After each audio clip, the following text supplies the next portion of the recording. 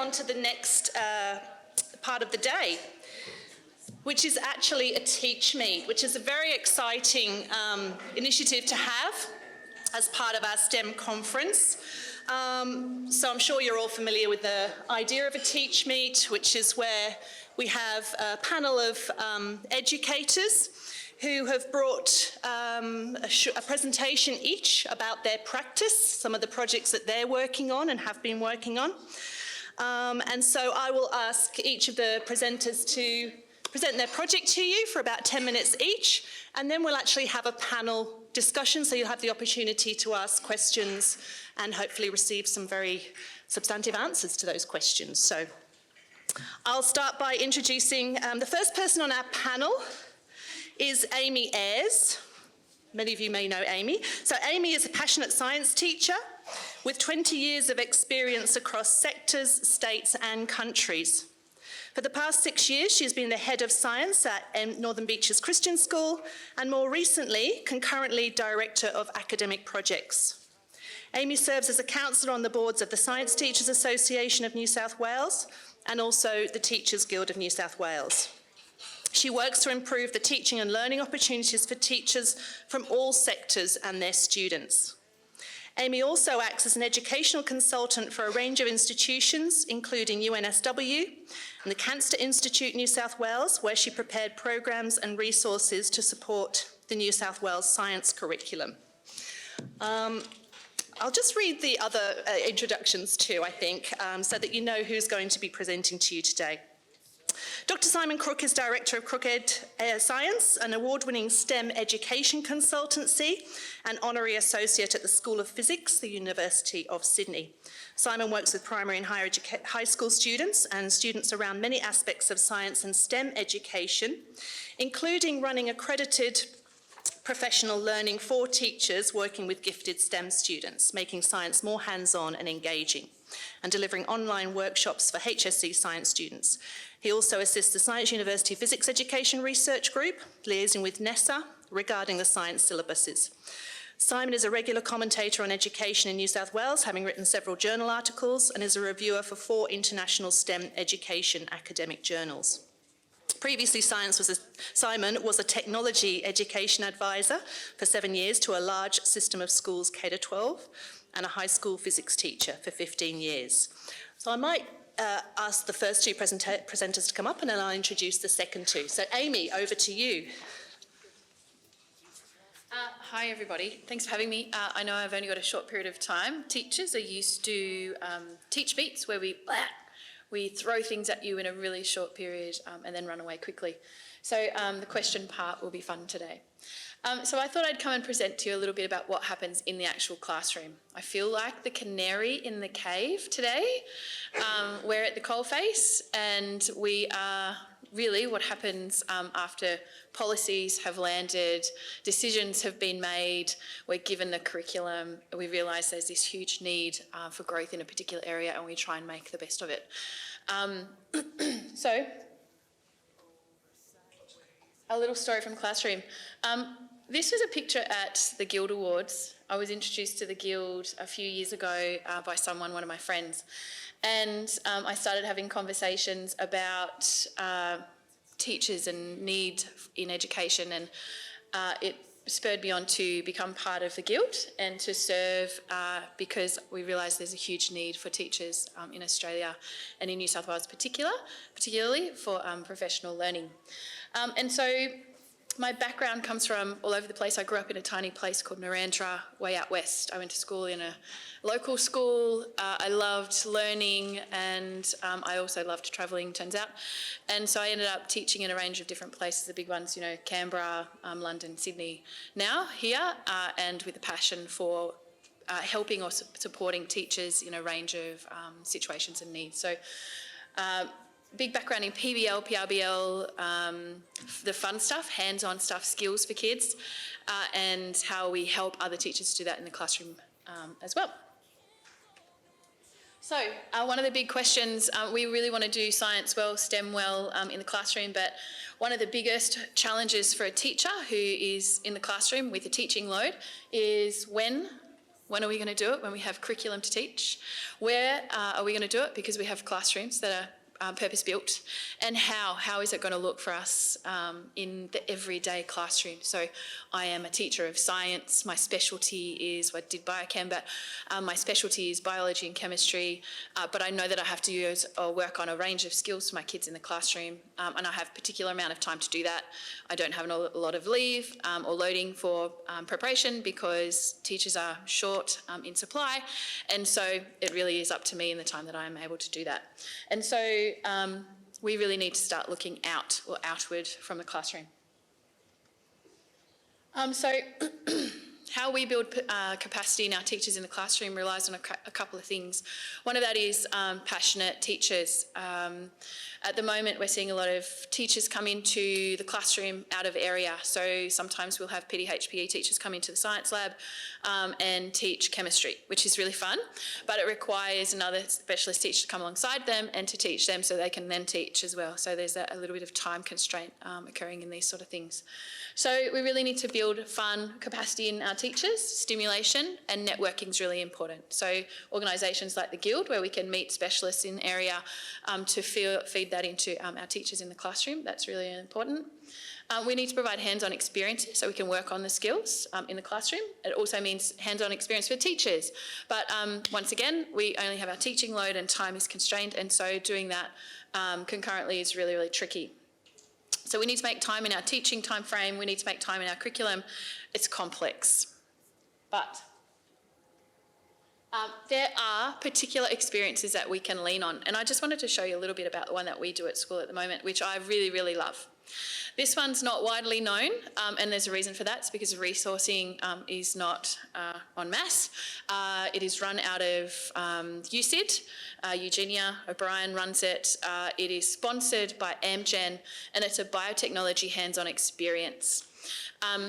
There are a range of schools. I think we've got about maybe 25 schools that have the ability to use this particular resource.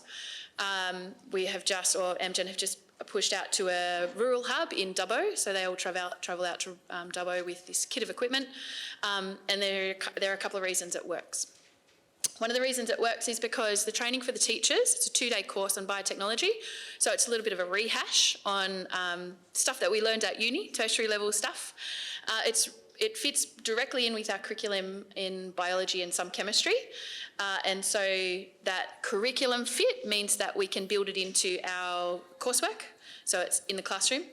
The training happens in the holidays, so our passionate, engaged, ignited teachers can come along to 2 days upskilling. It costs $25 because it's co-funded by Amgen. There's training for lab techs, and they go through the how to make solutions, safety, equipment use. We actually run PCR, and we do gene splicing in the classroom with kids. And so doing that upskilling in the lab with tertiary trained educators is really important. It only costs $25. So for our government schools or our schools that are low fee paying schools that can't afford to do the training, it's a really easy way to access that specialty in the classroom. The equipment that's provided is hired out to the school. I say hired, it's given to you. It's $25,000 worth of tertiary grade equipment is lent to the school. What the hell? That just, it doesn't happen.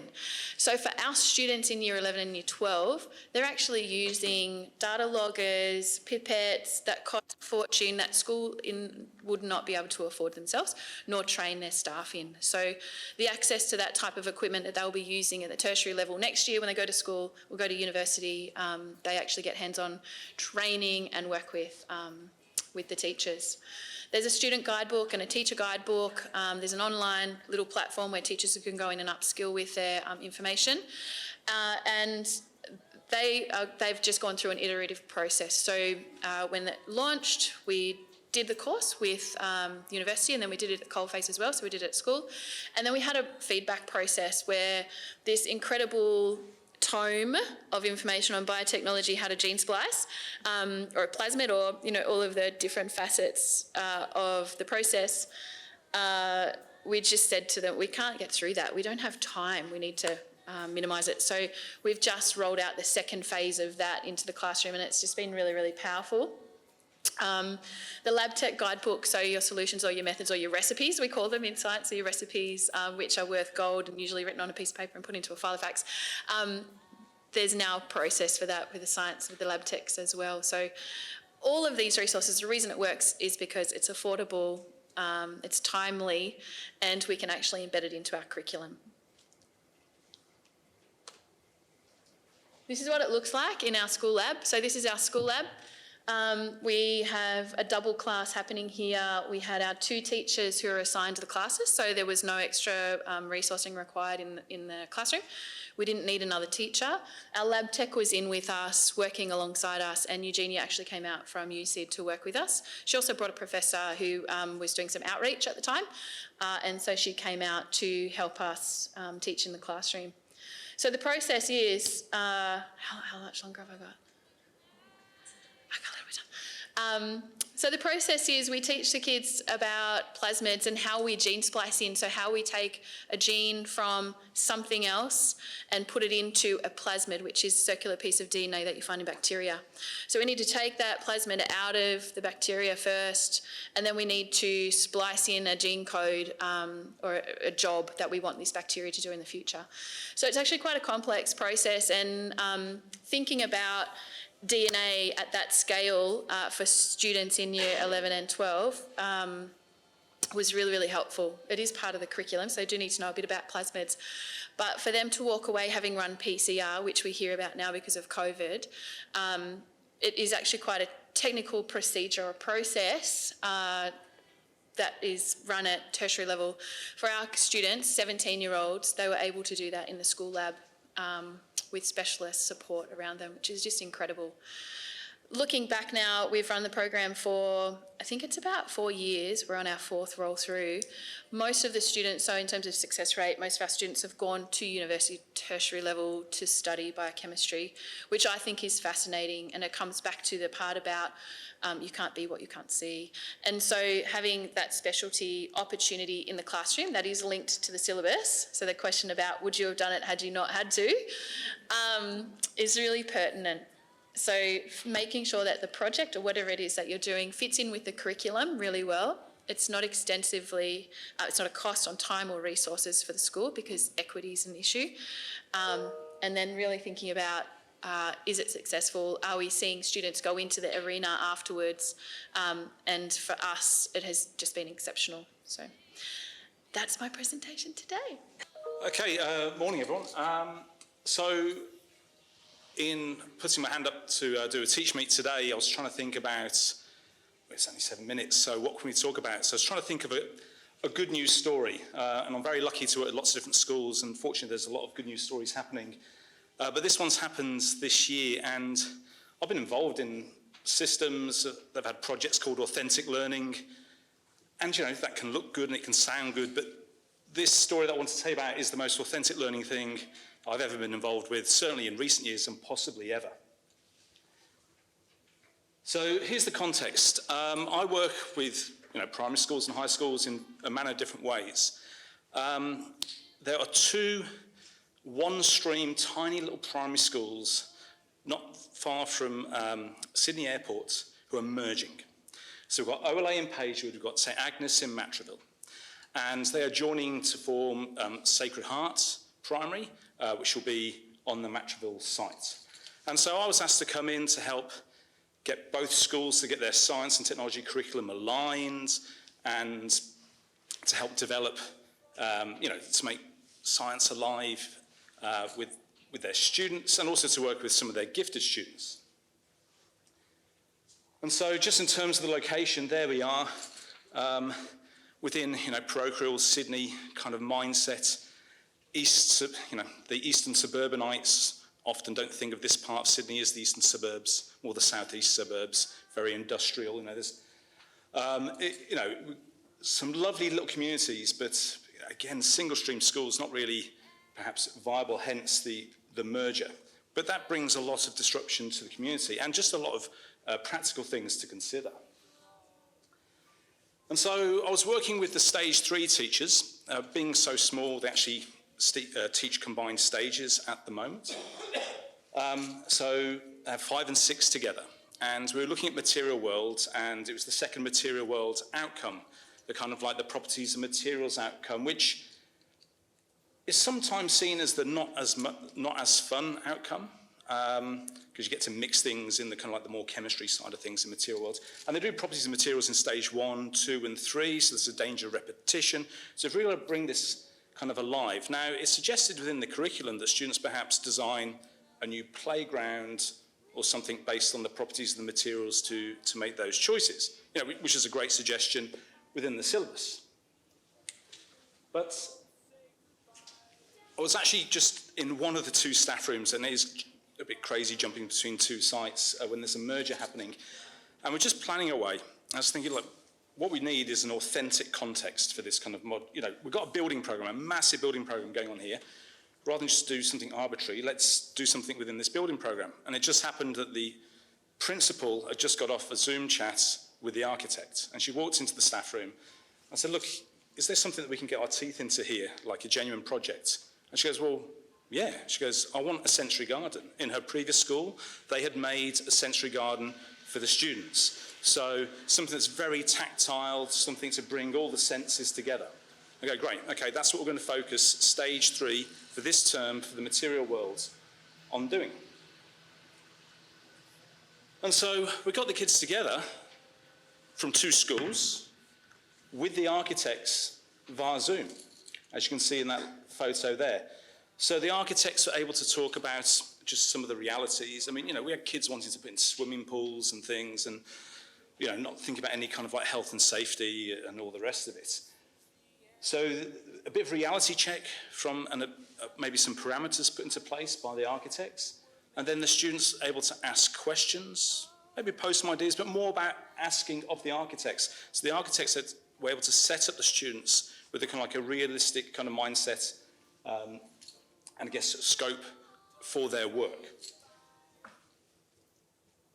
So we had the space, which is a funny kind of squashed hexagon that we're going to be given. And so in both schools, again, jumping between the 2 sites, we just went out with a piece of chalk, drew it out, got the kids to walk it in their groups and think about what they might physically be able to do to make a sensory garden in these particular spaces. And so we were first of all on butcher's paper, just kind of like brainstorming ideas, drawing, labelling, good skills like keys and the rest of it.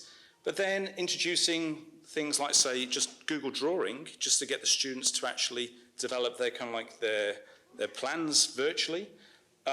In other schools where we've done design, but perhaps without as an authentic context, we've used things like Minecraft. If we were to 3D print, we might use Tinkercad, things like that. But we were just nice and straightforward and simple within Google Drawing, just to start the ideas. And then every little group of like 2 or 3 students, they came up with the final project. So they had their design, they had their key, they had their choice of materials and inclusions, and they had their rationales for those inclusions. How it addressed the senses, how it addressed different age groups, in terms of caring for the environment, being sympathetic to the local environment. And so they came up with reports, they came up with videos, and the 2 schools chose like the 2 best projects, and we've sent them through to the architects. So they also made models as part of their projects as well. And here's just a little... Hi, architects! Hi, I'm Evie. I'm Maggie. I'm Audrey. And I'm Kira. We're here today to present and show you around our sensory garden. Let's take a closer look. Our garden is a relaxing sanctuary that is welcoming to all. Ours is the only garden with a texture wall and a 3-3-3 area. Hear, touch and feel. Away from the central garden for a more relaxing feel. We are also the only group with a water pipe that runs through the garden to hydrate the plants and herbs. This is an eye-catching feature. Our garden will relax you with your entrance, interest you with your lawn, and please all of your senses. Our stunning sensory garden has a dog-painted tree with a seat which will be hand-painted by Sacred Heart students. We have also included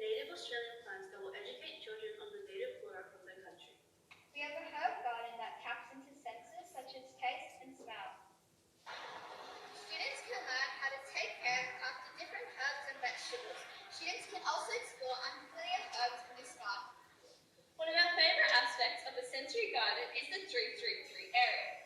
This is a unique and original idea that our group came up with. The area is a calming and relaxing place located away from the rest of the garden. 333 is an anxiety technique used to distress yourself. This strategy showcases three of your senses: see, hear, and touch. Our garden is full of amazing plants, each chosen for a specific reason. For example, the dogwood tree is a deciduous tree, meaning it gives us shade in summer and sun in the winter. We also have chosen a variety of Australian native plants. For example, the Australian honeysuckle and the Canberra bells. They both have an aesthetic appearance and lovely smells. We also have a sand pit to engage our younger students and 2 different paths of rainforest and desert so students can choose their own adventure. As year sixes, we would love to leave behind a legacy. This sensory garden is a great way to be remembered by new students at Sacred Heart. We love our sensory garden and we hope you do too. Bye! So this isn't over. The architects have these currently. They are going to make choices within their remit about the best features from the 4 different projects that have submitted that they want to include. And so some of these students are year 6, so they won't actually get to actually enjoy it, but those that are year 5, they're going to go into their new school, which is open next year, and they're actually going to see some of their inclusions in there. So yeah, if you're ever down in the southeastern suburbs, I'm sure Rose, the principal, would love to have visitors. So yeah, pay them a visit. But yes, great work by the students there. Thank you. Alrighty. Hi everybody. Yeah, my name's Erin McKenzie, and it's so nice to be back at a Guild event.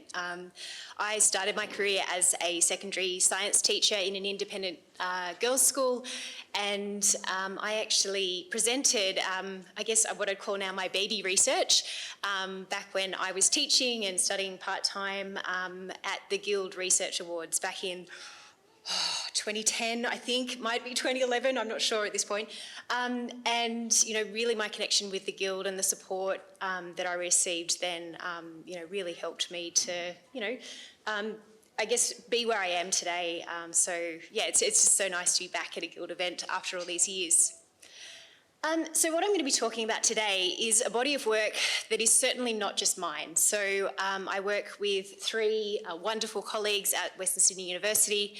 Dr. Nathan Berger is one of them, but also 2 professors, Catherine Holmes and Catherine Attard, who some of you may have known from some of their other research projects too. So certainly I'm not taking the credit for this large body of work, but I'm really happy to sort of show some of our learnings with you today. So what I'm going to be talking about is this body of work that's looking at trying to localise, contextualise learning for kids in STEM. What we have been trying to do is leverage our position as a university to connect schools and teachers with industry. Because what we found was happening is that we knew that schools wanted to connect with industry, particularly in the STEM space. We also had industry coming to us and saying, we really want to connect with schools, but we have no idea how. Okay, and because of the really, you know, unusual role that universities can play in this space, there was just such an opportunity here. So that's what I'm going to be talking about today.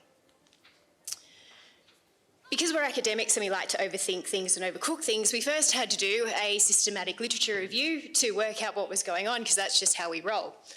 What we found in this review of localised, contextualised learning in the STEM space is that there are things that make it happen, and there are certainly some really significant barriers as well that need to be addressed. So in terms of the benefits of this style of pedagogy, where you're sort of getting the kids to look at what's happening in the space around them, and then, you know, as some of the other speakers have been talking about, leveraging what's happening in that space to then teach about what's going on, has some really clear benefits. So in terms of student aspirations, their enjoyment, their interest, intrinsic motivation, all of that stuff just seems to fall into place when it's linked with what kids are seeing happening in their space. We also see the development of those really transferable important skills that, you know, we really as educators are so passionate about developing in our students. However, there's huge barriers around the time restrictions that teachers are facing and that schools are facing in terms of a really crowded curriculum and the amount of pressures that are on teachers to, do all the things that teachers have to do. There's also sometimes a lack of community engagement or a lack of knowledge about how to connect industry with schools and vice versa. So what we found also as part of this review, and this is a worldwide literature review as well, we found that these are the strategies that from all of that literature came out as things that help to enhance contextualised learning. And so what we wanted to do is pick out some of these things and see where we could develop some sort of program to address this. So what we've been involved in the last, I think this kicked off in 2018, we've been involved with a number of projects where large infrastructure projects have come to us and wanted to connect with the schools that are in the area where they're developing these big infrastructure projects. We're talking huge, like we're talking Sydney Metro, Parramatta Light Rail. We're now working with the Bradfield City Parkland Authority, which is developing a brand new city from a paddock for the first time in many, many years. So these are huge infrastructure projects with so many connections to STEM, to learning, to really engage and thrill kids about what's happening in their space. So in all of these projects, they're all a little bit different, but essentially what happens is the teachers come in and do professional development with us, but also with the industry experts. So as education lecturers, professors, for some of us, we talk about inquiry-based learning, project-based learning, how to integrate technology in that process. So that's certainly our role. We then also have the industry experts come in and speak to the teachers about what they're passionate about their role in the project. What's really important about all of these projects is that teachers are the subject matter experts and don't need us to tell them what to do in terms of designing inquiry-based units of work. We're throwing it all out there, and then we let the teachers, they go off and they plan an inquiry-based unit of work. We then run check-in sessions and we sort of suggest different strategies. There's a lot of sharing and collaboration across the different schools that are involved in the projects, lots of idea sharing. So that's really awesome for us to just sit back and teachers talk. I don't know if you've noticed that, you put a whole lot of teachers in a room, they like to talk. So that's a really exciting space to be in as well. What we also then help the schools to do is to connect in with industry so the kids can then present back. So we've got that whole circular thing happening as well. And most of the time we also get invited, so we get to go to schools, which is what we like to do, and listen to kids really passionately presenting about their projects. What we've found, and this is just some teacher perspectives, what we're finding is really increased student engagement, some really sort of surprising things in that we've been working with schools from kindergarten all the way up to year 12. While I'm talking about STEM today, it's not actually just limited to STEM. That's, for the academics involved, that's our space and what we're really keen on, but there's certainly been, some really amazing history projects, geography projects as well that we've had across the years. We've seen some amazing things around big shifts in how some of the kids are then relating to, say, mathematics and science learning. There's one school in particular that's, really sort of stuck in all of our minds in that through this project, we had a whole group of kids who were very disengaged before, actually wanting to come to school on a Friday afternoon and increase their attendance rate on a Friday afternoon. So there's some really real benefits that we're seeing from some of these projects. Again, because we're academics and we like to overcook things, we are now just working on a model to try and capture all of this learning so that then what we can go to schools, to industry and say, these are the things that we need to do to try and leverage the connections that are happening here. And so this is what we're calling our ACE learning framework. And ACE stands for authentic, connected, and engaging. And so this is really a model that we're coming up with, and all of these, the curriculum, pedagogies and connections, they really speak to the things that teachers can, really drive from their perspective. And the 4 outcomes at the top, our red ones, they're the things that we really want to be able to boost in our students as a result of participating in connected and localised learning in STEM. So we are just about to sort of finish off this particular journal article, and we're really excited in the next sort of 12 months to be able to share and start to really do some exciting research in this space moving forward. So just finally, for any teachers who might be in the room, this is sort of where some questions to get you started, I suppose. So the big thing is, what is happening in your local area? Think about what's going on, what might be able to capture the imagination, the interest of your kids. Talk to the kids. What are they interested in? And then you can use their interest, obviously, to engage and leverage those connections. And then making the connections with industry groups. And that's, I think, where we see ourselves as a university is really well placed to help you make those connections. And that will do. Thank you. Cool. I always like to start with this slide, but first I should just tell you that water is dihydrogen monoxide, H2O. Okay, Kenneth's been a science teacher for 25 years. He has easy access to chemicals. For the past 9 years, he has been adding dihydrogen monoxide to his morning coffee. Kenny's now addicted. Without DHMO, he will die in 3 days. He continues to teach. Now, if I didn't tell you, first up about water being, H2O, it would be almost like half of the room would say, oh, this poor guy, I feel sorry for him.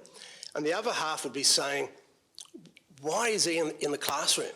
He shouldn't be there. But my belief when it comes to science teaching is I'm a teacher and I use science as my tool to teach students, because we have to teach literacy, numeracy, and there's lots of things that you teach in the classroom, all of those skills. So I use science to do that. Now, the world is actually, I suppose, getting smaller and smaller, okay, because of the way that we can actually use global things. And one of the problems that our students will face is what is going to happen to the world. So that's a great big context for a lot of students, because students are frightened. Now, why STEM? Okay, now you have to go, oh, when you see this one. Oh, okay. I'm showing my age. I actually got a blister. I'm going on a cruise next week, and I was trying to, scroll down to get to my date of birth, and it just took so long. It was quite hard. But I've got 5 grandchildren, and what concerns me is what is their education going to be like? Because I see what we teach in science. I mean, it's awesome that we have a project which is compulsory, because before then, as far as assessment, schools could do anything. But at least now we've got skills that we actually have to teach students. But apart from that, when you think about what we teach for Year 11 and Year 12, it's very prescriptive, and in fact it's probably an excellent curriculum if you were back in the 1960s.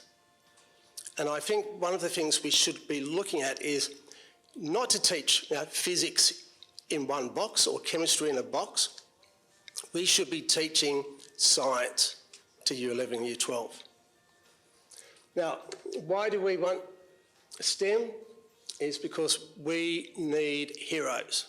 Okay, we've got these problems, and it's not going to be people our age that will solve those problems. It's going to be our kids. Now, everybody knows this guy, okay, Albert Einstein. just remember, this is a bit of comic relief. What is he doing? He's pointing to his head, okay? Just remember what finger he's using. Now, why should we be working with young students?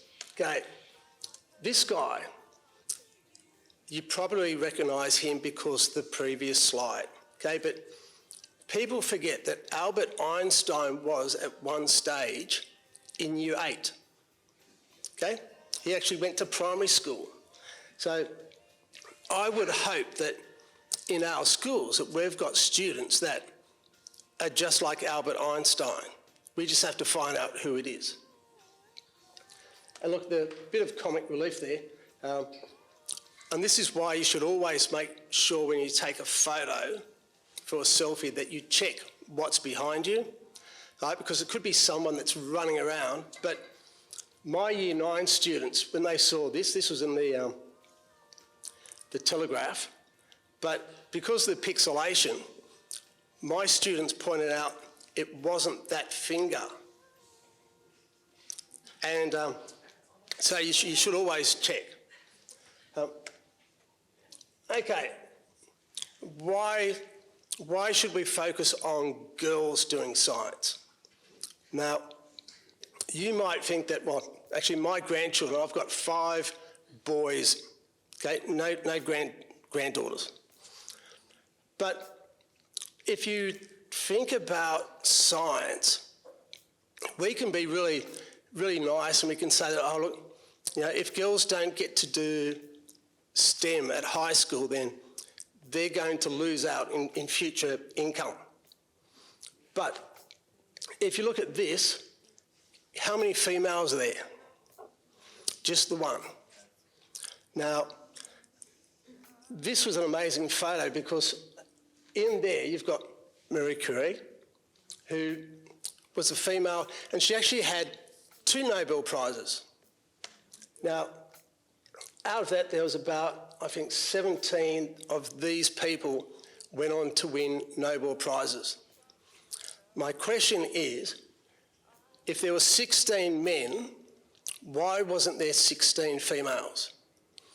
And I'm not going to be political, but these 3 gentlemen have actually all came out and publicly said that we should be promoting STEM to girls because it's an investment in education, and if we don't spend that money, or if we spend that money on girls, then we should expect that they go into STEM, because otherwise we're losing all that brain power.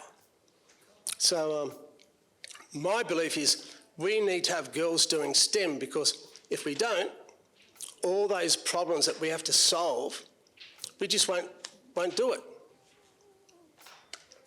And we've heard this, you know, the key is education. Now, Wally Lewis was, or probably still is, an excellent football player. But he started playing football because somebody probably gave him a football. He probably saw somebody kicking the football, and someone probably came up and said, I recognise that you're going to be good at football. Well, we need to find the Wally Lewis in our classroom that's actually good at science and recognise it. Now, we talk about our role in teaching is engage and inspire. My hero as far as teaching, Bill Fraser, he's passed away now, but Bill Fraser was my music teacher.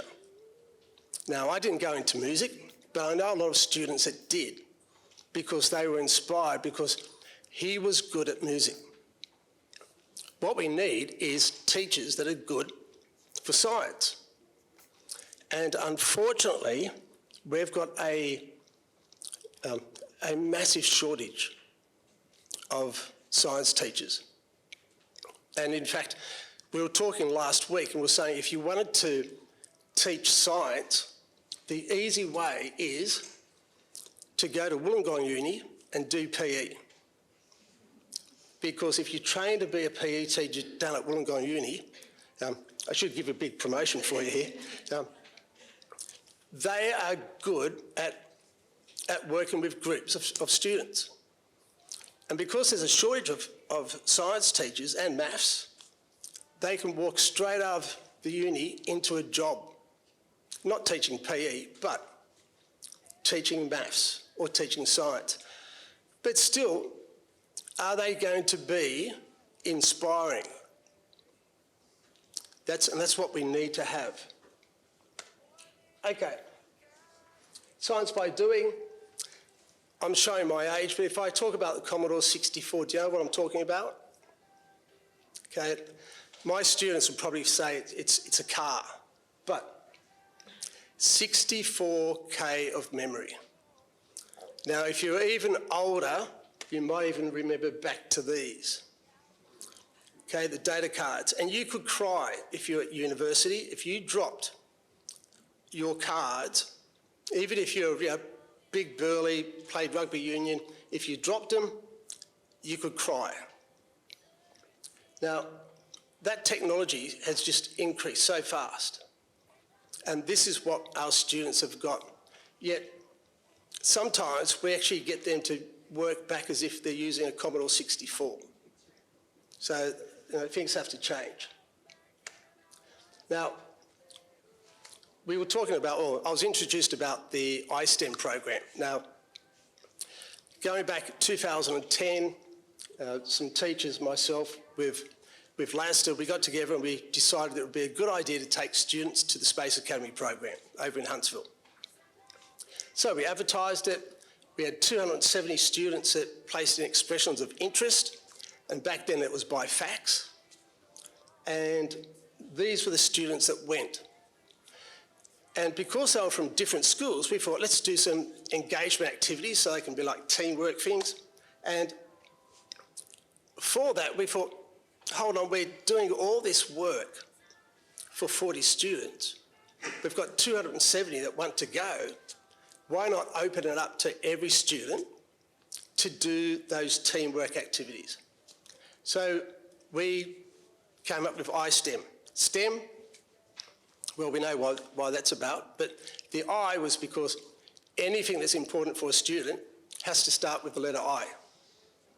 So that's why we came up with iSTEM. Now, the good idea, or the good thing with iSTEM is we basically would promote activities. So if a university had an open day, we'd say, yep, come along, and we'd get students and their parents would rock up. We were fortunate with NASA, when we were actually over there, to have speakers, Space Academy program. They actually do look like they're enjoying themselves.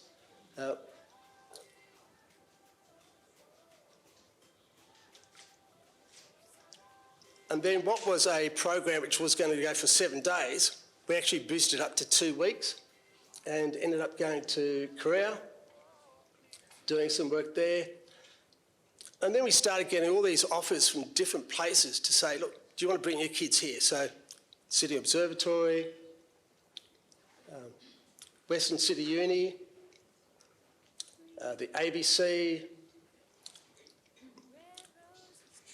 and what was amazing too is that we actually had a lot of people that wanted to have their photos taken with us.